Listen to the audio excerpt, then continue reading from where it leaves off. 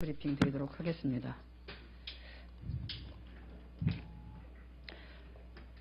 전 세계를 돌면서 국민의 혈세를 낭비한 MB 정권의 자원개발 사업 손실이 감당할 수 없을 만큼 또한 눈덩이처럼 불어나고 있습니다. 이것이야말로 진정한 아낌없이 퍼주기가 아니고 무엇이겠습니까? 하베스트 정유회사의 경우에 2조 원에 달하는 국민 혈세를 투입해서 매입했는데요.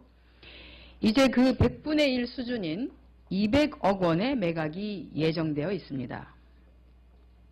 단 한 방울의 석유도 국내로 가져오지 못할 정유공장 매입에 2조 원이 넘는 세금을 털어놓고 99%의 손해를 보고 되판 것도 모자라서 각종 비용까지 정산하고 나면 추가로 빚까지 떠안을 수 있다고 합니다. 세상에 이렇게 장사 못하는 이도 있었나 싶습니다. 진정한 마이너스의 손입니다. 사업성은 완전히 무시하고 무책임한 간만 믿고 이러한 어처구니 없는 일들이 저질러졌습니다. 어떻게 이렇게 무책임할 수 있는지 묻고 싶습니다. 그 2조 원이 본인의 재산이었다면 이렇게 했겠습니까? 또한 모든 비리가 전 현직 인사들로 통하고 있음이 드러나고 있고 국민 혈세 낭비의 규모도 상상을 초월할 정도입니다. 하지만 어제 2년 6개월 만에 출소한 MB 정권의 실세였던 왕차관 박영준 씨는 그가 주도한 천문학적인 국부 유출의 실체를 밝힐 의사가 없는 듯합니다. 이명박 전 대통령도 나라 경제가 어려운데 자원 외교를 정쟁으로 삼아 안타깝다 하면서 문제가 없다고 말한 것으로 전해졌습니다.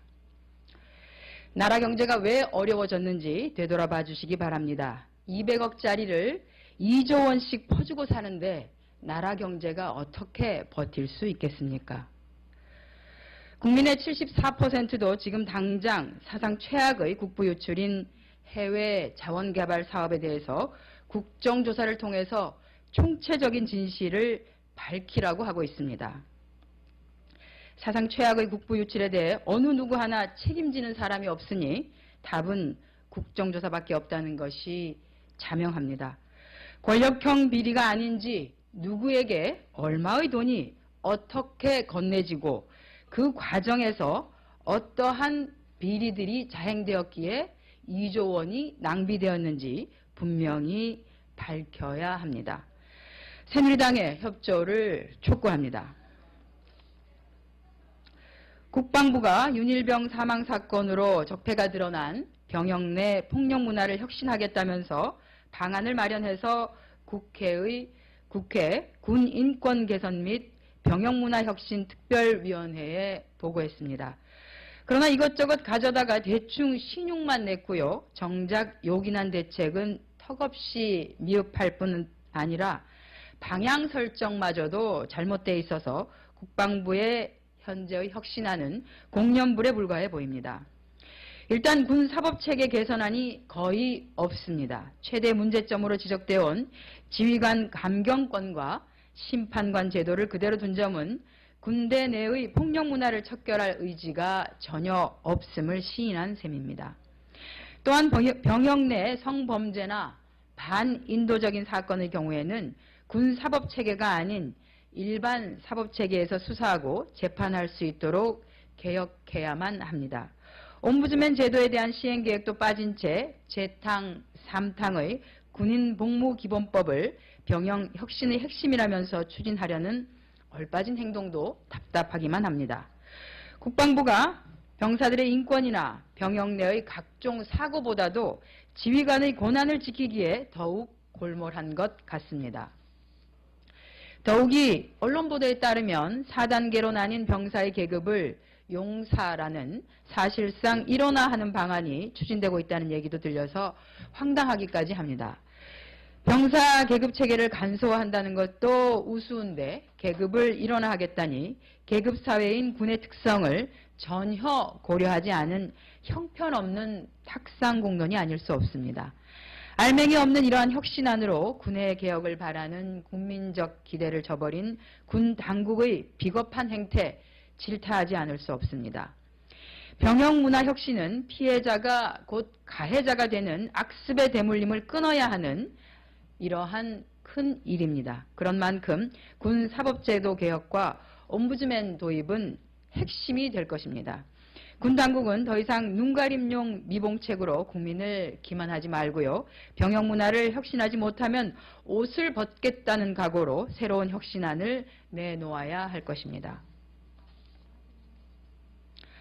오늘 삼성 SDS가 유가증권 시장에 상장되어서 첫 거래를 시작합니다. 이번 상장이 더욱 주목을 끄는 것은 삼성그룹 내 오너 일가의 불법 행위로 인한 천문학적이라고 할 수 있는 부당 이득을 취하게 되었다는 것 때문일 것입니다. 지난 2009년에 이학수 전 부회장과 김인주 사장은 삼성 SDS의 헐값 인주인수권부 사채 발행이라는 불법을 주도한 혐의로 유죄 판결을 이미 받은 바 있습니다. 또한 삼성 SDS라는 회사는 그동안 일감 몰아주기로 사세를 확장하고 그 과정에서 불법 행위로 회사가 커졌다는 비판과 지적을 끊임없이 받아왔습니다. 하지만 이러한 불법과 탈법 행위에도 불구하고 삼성그룹 오너 일가와 불법을 저지른 당사자들은 7조 원대에 해당하는 막대한 시세 차익을 챙길 것으로 예상됩니다. 이와 같은 불법 행위로 부당한 이익을 얻는 것은 사회정의, 경제정의에도 부합하지 않습니다. 삼성그룹 오너 일가들의 이러한 불법 행위로 인한 부당 이익을 우리가 용인한다면 미래 세대에게 돈을 얻기 위해서라면 온갖 불법 그리고 탈법을 자행하라고 하는 것과 다르지 않습니다. 그러므로 불법적인 행위로 발생하는 이득에 대해서 국가가 이를 환수할 수 있는 특별법이 조속히 만들어져야 할 것입니다. 불법적으로 얻은 재산을 환수하기 위해 이른바 전두환법과 유병헌법이 만들어졌듯이 이번 경우도 미비한 법과 제도를 정비해 부당이익을 국가로 환수하는 방안을 강구해야 할 것입니다. 덧붙여 삼성 오너 일가는 세계 글로벌 기업이라는 위상에 맞는 책임 있는 처신을 보여주기 바랍니다. 불법적인 행위로 인한 부당 이득에 대해서 사회공헌기금의 출연이라든지 또는 부당 이익의 자진 납세라든지 적절한 조치를 고민해 주실 것을 촉구합니다. 어제는 전태일 열사 44주기였습니다. 근로기준법을 준수하라는 전태일 열사의 울부짖음이 2014년 현재에도 여전히 울려 퍼지고 있습니다. 어제 대법원은 2009년 쌍용 자동차가 단행한 정리해고가 근로기준법상 요건인 긴박한 경영상 필요와 해고 회피 노력이 인정된다면서 지난 2월 정리해고가 무효라고 판단했던 서울 고등법원의 원심을 파기환송했습니다.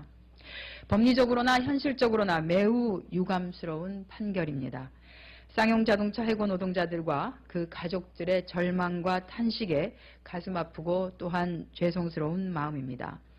이제까지 대법원이 정리해고 요건인 긴박한 경영상 이유를 보수적으로 해석해온 것에 대해서 국회가 입법적 개선을 완료하지 못한 것에 대해서 책임을 통감하며 정리해고 요건 강화에 적극 나서겠습니다. 국가인권위원회에서조차 긴박한 경영상의 필요를 경영 악화로 사업을 계속할 수 없는 경우로 구체화할 것을 권고한 바도 있습니다.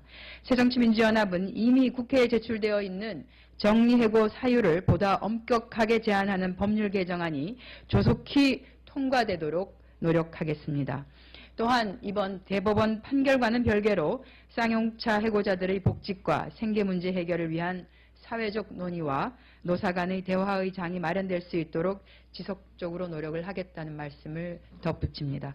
이상 오전 현안 브리핑 마치겠습니다.